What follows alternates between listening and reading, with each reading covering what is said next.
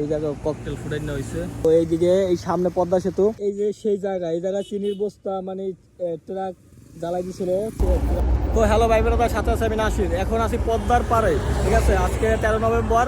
আজকে এই জায়গায় অনেক ভাঙচুর হয়েছে, এই দিকের পাবলিকে ভাঙচুর করছে। এখন এই জায়গায় আইছি দেখতে। এখন গাড়ি আপাতত স্বাভাবিক চলতেছে। আওয়ামী লীগের লকডাউন উপলক্ষে ঢাকা ভাঙ্গা হাইওয়ে এক্সপ্রেসে যে ঘটনাগুলো ঘটছে, এই ঘটনাগুলোই আজকে আপনাদের দেখাবো। এই জায়গায় ককটেল ফুটাই নেওয়া হয়েছে, এই যে হ্যাঁ, এই জায়গায় মনে হয় ফুটাইছে, এই যে দেখা যায়। তো যাই হোক, আর সামনে যায় আর দেখাইতেছে, আপনারা সঙ্গে থাকেন। আজকে 13 নভেম্বর সকাল থেকে কি হয়েছে, কি ঘটনা ঘটছে, এই জায়গায় সব আজকে দেখামু। সামনে যায় আর ওই সামনে যায় দেখামু, ঠিক আছে। তো সাথে আছে আমি নাসির, আপনারা দেখছেন আই এম নাসির। তো গাইস, এই জায়গায় মনে হয় কিছু একটা হয়েছিল, এই যে এই জায়গায় তো দেখা যাচ্ছে মনে হয় একটা ককটেল। তো সকালবেলা ওই যে ঘুমের থেকে ওইটা দেখছি আর কি ফেসবুকে, যে চিনিওয়ালা বস্তায় ধরতে কি কই চিনিওয়ালাতে রাখে আগুন দিছিল। তো ওইটা দেখা দেখি যে কেমন আছে অবস্থা, আর সামনে ওই যে ওইদিকে।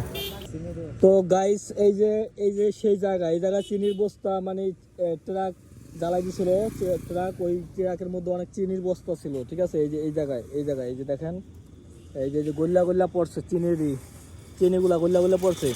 এই যে চিনি এখন গ্রাম কেটেছে, হ্যাঁ এই যে চিনি আড়া, সব আড়া, ঠিক আছে। তো এইদিকে এই সামনে পদ্মা সেতু, আর এটা জাজিরা পদ্মার পারে একটু এইদিকে, ঠিক আছে।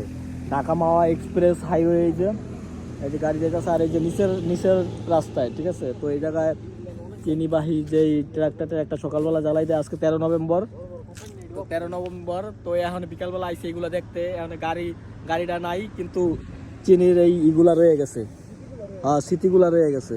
তো এই যে রাস্তার সাইডে এইগুলো খুদ্দা হালাইছে চিনিগুলো, এই যে আবার এই যে কাশকুচো আছে, ঠিক আছে। এই যে কাশকুচো আছে, মাথায় নষ্ট। পশ্চিম নাডুবা তস্তারকান্দি এই ঘটনা ঘটছে আজকে 13 নভেম্বর।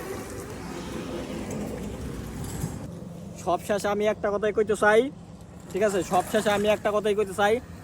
যে বাংলাদেশে যত ক্ষয়ক্ষতি হইতেছে, আজকে যা ক্ষয়ক্ষতি হয়েছে, যত আইনের লোক আছে বেতনগুলা স্থগিত করিয়া এই বেতনগুলা দিয়ে এই ক্ষতিপূরণগুলা যদি দেয়, তাহলে দেখবেন আইনের লোকগুলা সোজা হয়ে যাবো, ঠিক আছে। এছাড়া আইনের লোক সোজা করা যাবে না। আপনাদের আজকে এই মাসে যে আইনের লোকের যে বেতন, এই বেতনগুলা স্থগিত করেন।